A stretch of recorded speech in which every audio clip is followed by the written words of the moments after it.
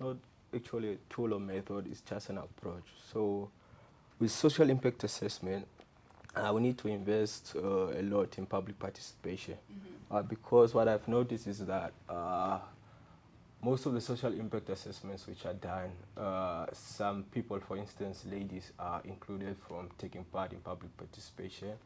This can be due to traditional norms or laws whereby when people usually have discussions, ladies are not allowed to take part in them, or the youth are allowed, they sometimes participate, but they are told to keep quiet, you are young, you don't know what's happening here. So investing in public participation, I say, will be a big thing, and it must be inclusive, because we are trying to achieve sustainable development and we need inclusivity, so we need to include everyone.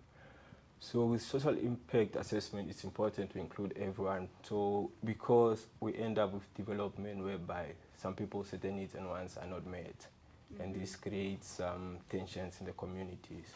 And when tensions arise, it affects development of projects in community, which can lead to protests, conflicts, and stuff like that. So in order for us to have inclusive development, we need to invest as much as we can in public participation. So that's one of the things I would take back.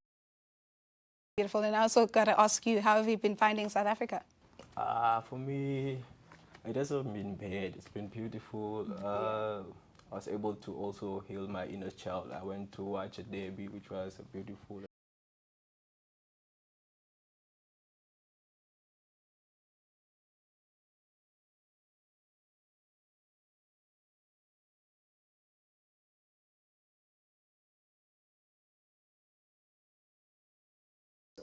Okay. So I think for me, firstly, the T6 program gave me an opportunity to be away, to just go away somewhere. And it gave me time. That time away gave me time to reflect on the direction that I want to take my research, and just to reflect on who I am and what contribution I want to make. Because at PhD level, what's really important is the contribution.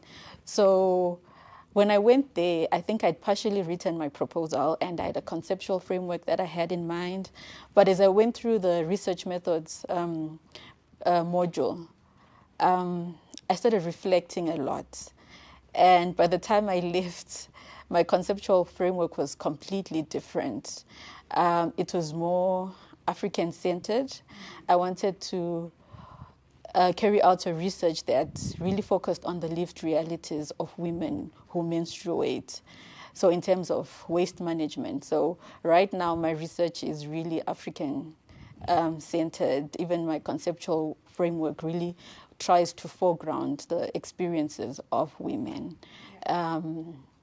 I think in that way, it's been really helpful. And it also made me realize that as African students, it's very important to develop research that is African-centered, that focuses on African solutions and looks at the context. It's easy to take Eurocentric ideas and without necessarily contextualizing them to the African context. And sometimes, though noble, they don't work. So I found that that was a good thing for me, just that space, because T6 gives you the space for you to actually reflect and be really rigorous with how you do your research. So for me, I think that's how I developed my proposal. At the end, what I went with is not what I came back with. So I'm really excited. Yeah, so I'm actually excited to get into my data collection. And I think also one thing that stood out for me, even as we were talking as students, because as students, when you meet other students from African countries, you share research, you share what you want to do.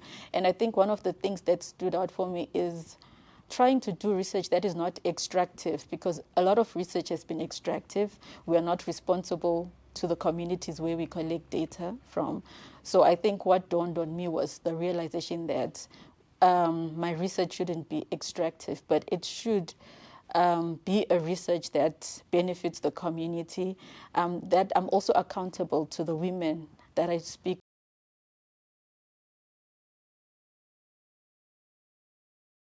Because what with the recent conversation around, pads not being safe for women, and, you're saying your research was basically menstrual waste and all of that. So can you just shed a bit of light on that?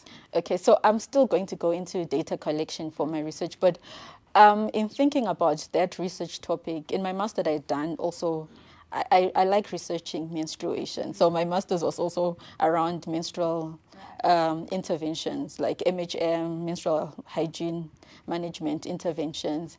So this time I'm focusing on waste management because, we talk a lot about climate change, the sustainable development goals that go around climate change, but I feel like there's a silent group in that whole conversation. It's easy to talk about diapers because it's babies. Yeah. When we start talking about menstruation, there's blood.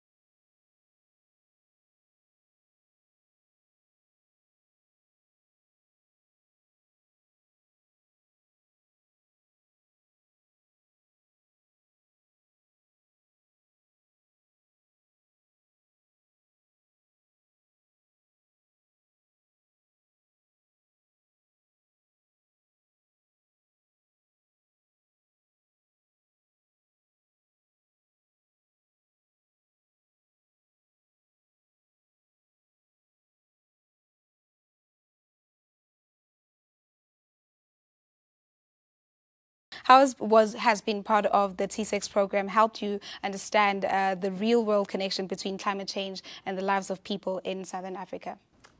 I would have to say, based on my experience in South Africa, I was able to get first-hand experience, which was shocking. Yeah, so I've noticed that climate effects is like an active driver of the daily struggles of people, especially in South Africa. I've noticed issues of people going there without water. There's an energy crisis, flooding, because my research is based on flood prevention and mitigation in Klipspruit, whereby I'm trying to incorporate local knowledge to come up with solutions to mitigating flood in my study area. So it's bad, I'll have to say. Yeah, it's very bad. Yeah, and also what I've noticed on the other side is that people are aware of the climate effects, like the local people, and they are also trying as much as they can do with what they have to try and overcome this issue. But I just feel like they need just that extra push from me. Because also when I went with my research, when I went to ask if I can collect data there, the people were eager, they were interested. They were like, no, please do come through. Flood is a serious issue here. We really need to find ways on how we can prevent this. Yeah, so it was quite an eye-opener. And also what I've noticed is that the most affected people is the poor black communities. They have less mechanism for surviving.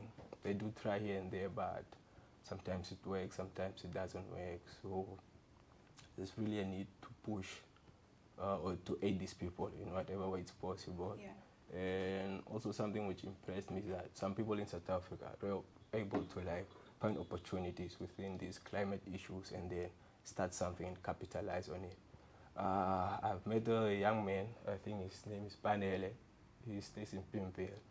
I was attending a Y20 event in South Africa, and then this guy is into recycling. He's 23 years, he's never been to tertiary education, but he just saw an opportunity in recycling, and he started a recycling business, and he employs about 4 people now. So as much as it's a bad thing, there's opportunities we can also develop from it, but just for more that we just need to like have an integrated approach towards the climate and environmental issues, and I believe that we'll be able to overcome the war against climate change. Yeah, and you know what with climate change, I mean, it's always been a conversation, and a lot of people like to say that, you know, the government is the one that need to, the people in power basically are the ones that need to, you know, help mitigate or help eradicate climate change completely. But with you, from your research, what have you found? Have you found that it's better if we all work together with the government, or who is at fault for this basically? For me, I feel like we are all both at fault, so we need to come together. We need to reach the government halfway. The government needs to help to reach us halfway. Because if we really depend on the government, for instance, with my flooding, what I've noticed during my literature review, you can have an expert, an engineer, and then you'll be like, okay, all we need to do is just set up a bridge. And then you like exclude people from the design and the whole process. But then those people, they know how the water flows, they know where the water, where they have like gaps and issues and that. So it's necessary to have that engineer with the government or government specialists or experts working together with the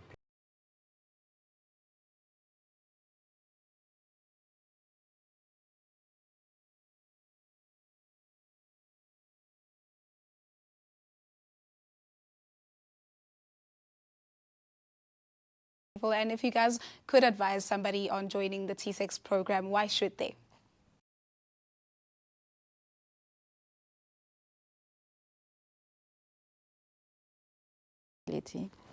I think it's a good opportunity for someone who's a budding researcher, because research, like the way you structure your research, is very technical. So I think it's an opportunity for someone who wants short-term credit seeking. You really learn how to design your research. You really learn in depth about research methodology. And, well, it's an opportunity to engage with a different culture, different people, to enjoy university experience, because it's not just about the academics. You also have a social life. And I think that's very important, just to be in a different environment, learn new skills, and you grow as an individual. I think for me, there's a lot of growth that happens in interacting with different African students and scholars and academics, but also experiencing a new context and a new culture. Because as much as Africans, we like to say we have similarities, when you go to a different country, you actually realize that we also have differences. And you realize that we need to contextualize.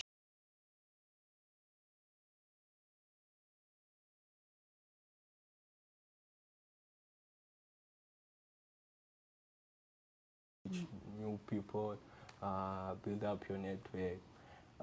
You get to observe what are they doing in South Africa and what are we doing back home, and then you can like benchmark on that and then implement in your home country.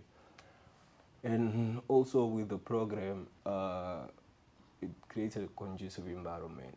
Like you don't really have so much to stress about. All you have to stress about is your modules, just studying, giving your best shots.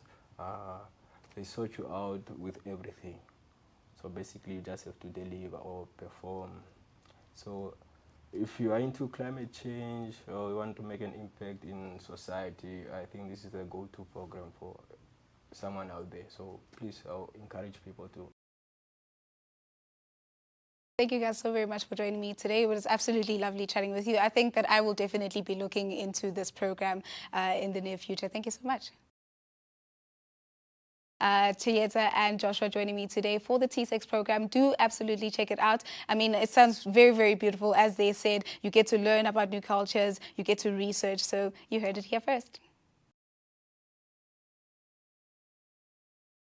And I'm now joined by Dr. Sinethemba Sidloyi, who is the Senior Director as well as Researcher for the T6 program right here at the University of Johannesburg at the Faculty of Humanities. Doc, how are you doing this afternoon?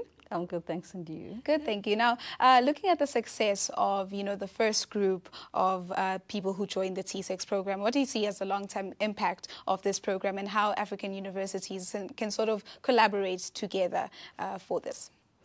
I think one of the successes is that usually our universities, they work in silos. Where we collaborate, it will be in your research. And what this has given us is Africans working together as universities, but also interdisciplinary. For example, the program is coordinated in humanities in the University of Johannesburg. And then the partners, Namibia, University of Science and Technology, we work with Natural Resource Management, the department. At the University of Botswana is Development Studies and Sociology. At the University of Zimbabwe, we work with the Climate Change Department. At the University of Western Cape, we work with Gender Studies and Development Studies. So when you look at these partners, it's not only universities in Africa, but it's different departments. And we have come together, partnering in coordinating, for instance, partnering in co-supervision.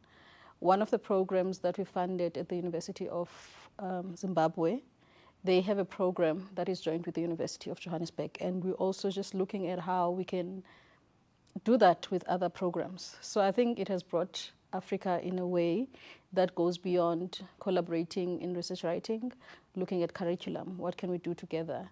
In fact, as we are working now, we want to write another proposal. And within that proposal, we will expand on what areas of funding we're going to be doing. So it's been quite good. It's given us ideas of what collaboration can look like for Africa. And also, we usually talk about decolonizing education. I think what this has given us is money to be able to do that. We work together as Africa, sending students in Africa, because when you look at many funding opportunities that we often look at, you must go to the global north. But what this has given us is Africa come together, but also you are not a silo. We have a technical partner, Free University in Amsterdam. So while we're producing all of this knowledge together in Africa, but we're also connected to the global north, but also producing our own solutions. We're producing our own context. We're conceptualizing as Africans. So it's changed the way of doing things for Africa. Yeah, absolutely love that. It's like taking action to all these things that we've been speaking about. I mean, I did politics and we learn a lot about decolonizing the education system. So it's absolutely beautiful that you guys are already doing that. And T6 aims to create sustainability champions, right? How have you seen these students grow from being researchers into being true leaders from their own home countries? Well, you've heard our students. These are just 2 of 29 students. So currently we have 29 students across our institutions. Many of these students are degree-seeking mobility students. And then we also have a few credit-seeking mobilities, but we're going to be opening more opportunities for credit-seeking mobilities. In fact, we need UJ students to come through. You know, when you're coordinating this and then you don't have enough UJ students. In fact, Tshiendza is the only one from UJ, so we're going to be opening more opportunity. So what we've seen is the growth in our students. When they come, some of them do not know. In fact, the unique thing about this program is when you apply, you must not apply to a country where you've studied or where you have lived or is your country of birth. So we are pushing then our students to go experience countries within Africa that they have not experienced and would not have experienced. And I think that on its own, it changes one's perspective, because now you're coming out of your comfort zone into another country in Africa. And also, I mean, it breaks a lot of stereotypes, because some of the countries, you know them because of what we see on TV. And whatever perspective you see on TV, it's not an objective representation of that country. And then suddenly you find it to go to Zimbabwe, you find it to go to Botswana, you find it to go to Namibia. You're going to have a different perspective of the country. You're going to have a different experience of the people. And that is what we want. We want students who, when they are professionals, they're able to call on each other. And these students that we have, they will be able to do that. And they will not even be coming from the same programs. So one of them is in sociology, another one is in natural resource, another one is in gender, another one is in climate change. And when then we need solutions, that's what you want. You want people to come together from different angles, and that's what we have with our students. So we're very proud of their growth. Yeah, no, absolutely. And I mean, you're a doctor, so you academia, you've conquered it, you're done. But if you were able to be part of the program, which country do you think you'd go to? You know, I've always been a hopper, because I believe that each university has something to offer you. So also have experienced all of these countries. Oh, really? But before, I had a roommate from Zimbabwe. And the way we were so close with City and her thought process when we would engage, I thought when I am a mother, I'm going to take my kids to Zimbabwe for school. And then I lived with roommates from Botswana. And the way they were motherly, the way they were soft, but also solution-driven. Then I thought, if I would go to Botswana. Then I had I had experience in Namibia. Actually, one of my classmates was in masters, went to Namibia, and I ended up experiencing Namibia. Then I was like, okay, Namibia. So I'm a hopper. Also, even within South Africa, I started off at the University of Free State. Then I went to the University of Pretoria. I came to UJ. I went to UKZN. I believe that if you pick all of these different experiences, you become a broader scholar. Yeah. Or a professional for that matter, because you experience different aspects within Africa and South Africa. So I'm all for all the countries in Africa. Absolutely, Doc. Absolutely inspiring stuff. Lovely chatting with you. Thank you for joining me today. Thank you for having us. And also maybe just to mention that the student mobility is one part of what T6 offers. We have an element of staff mobility which is going to open, and this is open not only to academic staff members, but it's also open to support staff members. And then we're also going to have another element, which is traineeships. We'll be placing students in different organizations. So all of these are funded. And like our students were saying, our funding is very comprehensive. The visas are included, accommodation is included, flights, and all of that. So for our staff members at UJ, we're going to be opening a call end of March for the credit-seeking mobility for students, especially PhD students, because usually as a PhD you have to work alone, well, of course, with your supervisor. So we have 5 spaces for PhD credit-seeking mobilities. It's going to open on the 15th of March. And then also masters, those who are doing full research, this is very good for them because also you have to do the research without going to class. So you get that opportunity. We're going to be opening a call for 18 master students. And then for the staff mobility as well, we pay for accommodation and all of those needs. So UJ, please apply. And South African students, that's another aspect that is missing in our applications. We are struggling to get South Africans to go outside. So please, South African students, apply and explore Africa. I usually say the best thing is it's more like going on holiday, but then it's paid for, and you're coming back with a degree or with whatever aspect of research. So this is an important offering that you get. And how can people apply? We apply through the website www.tsex.uj.ac.za. And also we have our information on the humanities page. Also on the website, we have everything there. There's there's a video to show how to apply. And I think the most important aspect, because when people apply, they just look at their marks, that I have these marks, so this is enough. What we look for mostly is your why. Why are you applying? Why must we pick you? And also, what are you going to do when you come back to your country? So if you can just be as clear as possible on that section, then you will make it. Yeah, you'll get a free holiday while you're learning. While you're learning. There you have it. Doc, thank you so very much for joining us. Thank you for having us. Thank you.